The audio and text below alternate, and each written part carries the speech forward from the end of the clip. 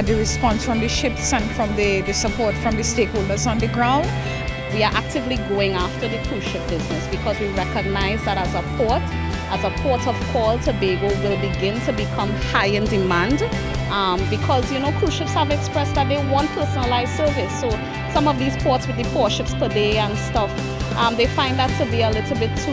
too many people in a small space. So Tobago is actually one of those ports that they love because they know that when they come here, they get that personalized service.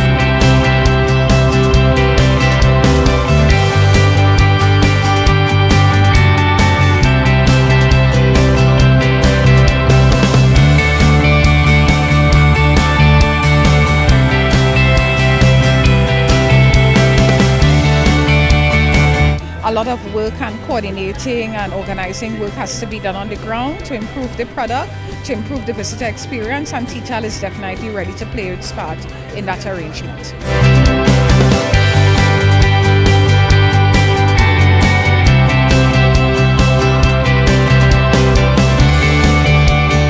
When you see the variety that we're able to bring to this space, we have the young dancers, we have the mukujumbis, we have the panists, we have the drummers, we have the speech band, and all of these elements of our traditional mass that we've been showcasing throughout the entire cruise ship season. I can't help but wonder if people don't leave with a sense of awe as to how much they're able to see and experience even on their short 6 or 8 hours on the island.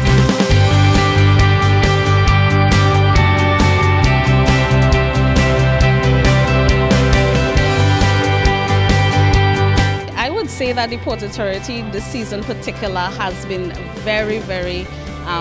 open and attempted to have us brand out their space